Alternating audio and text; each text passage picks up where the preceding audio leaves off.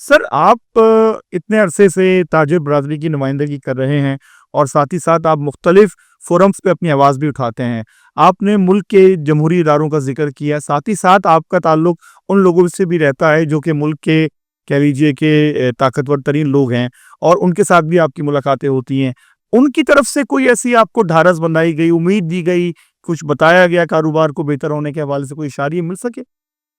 دیکھیں، وہ طاقتیں جو اس ملک کی قسمت کا فیصلہ کرتی ہیں، جب ہم کہتے ہیں کہ یہ سارا سسٹم ان کے ہاتھ پہ ہے، کوئی بھی نام لے لیں، ایجنسیاں ہیں، فوج کے ادارے ہیں، دیگر ہیں. میں ایک بات دیکھ رہا ہوں، بڑے دکھ کے ساتھ یہ بات میں کہتا ہوں کہ وہ بھی مصلحت کوشی کا شکار ہے.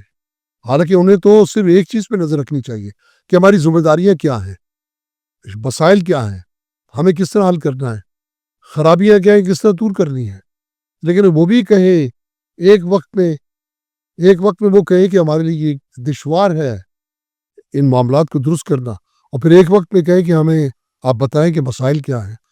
تو پھر اس کا مطلب یہ ہے کہ وہ بھی مصلحت کوشی کا شکار ہوتے ہیں. یہ نہیں ہونا چاہیے. آپ ادارہ ہیں، آپ پر نگاہ ہے، آپ سے امید رکھتے ہیں تمام لوگ، ان امیدوں کو پورا کرنا چاہیے. اگر آپ امیدیں پوری نہیں کرتے تو آپ کی عزت پہ حرف آئے گا. آپ کے خلاف پھر وہ جذبات نہیں ہوں گے، آپ کے حق میں وہ جذبات نہیں ہوں گے جو کبھی آپ کی اچھی کارکردگی کی وجہ سے تھے. اچھا، کاروباری برادری کو ایک بڑا شکوہ یہ بھی ہے کہ شہر میں امن و امان کی بڑی مخدوش صورتحال ہے. اس حوالے سے آپ سے کیا صوبائی حکومت اور دیگر اداروں کی طرف سے تعاون کیا جاتا ہے تاکہ آپ لوگ اپنا معاشی سرگرمی بھرپور انداز سے سر انجام دے سکیں؟ بدقسمتی ہے اہلیان کراچی کی کہ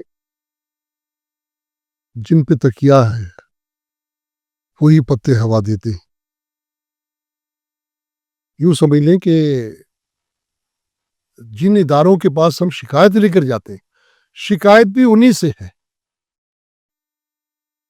جیسے پولیس کی بات کرتے ہیں، میں بارہا کہتا ہوں، پولیس کے سربراہان کو بھی مشورہ دیا. ماضی میں اس کا ہم نے مظاہرہ بھی دیکھا کہ جب تھانہ کلچر، تھانہ پولیس کا فیس ہے، وہ فیس اتنا بگڑ چکا ہے، اتنا گھناؤنا، اتنا ڈراؤنا بن چکا ہے کہ ڈاکو سے لوگ اتنا نہیں ڈرتے جتنا تھانے جاتے ہوئے ڈرتے.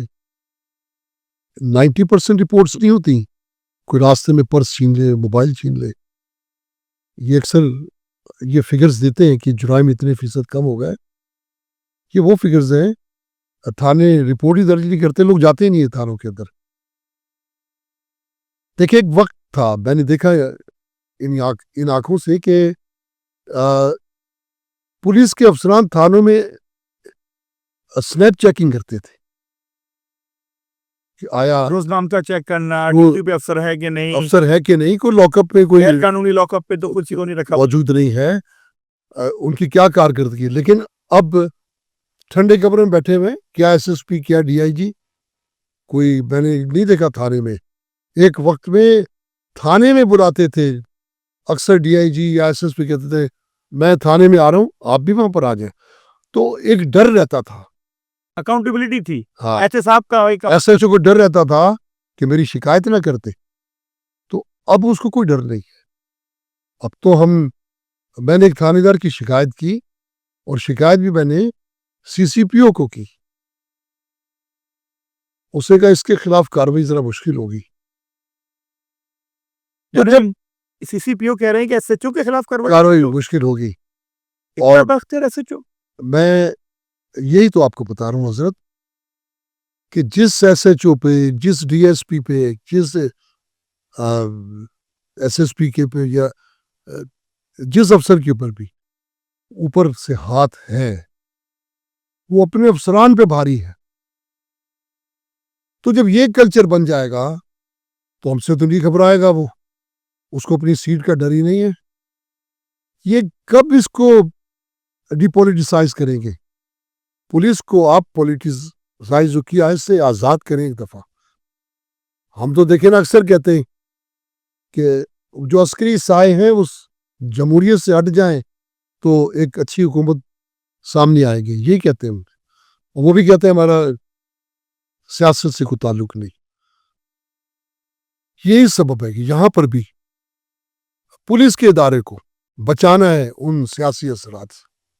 جب آپ کسی سیاستدان سیاسی قوت کے کہنے سے 4 غلط کام کرو گے تو پھر 10 غلط کام خود بھی کرو گے, کیونکہ آپ کو ڈر نہیں ہے.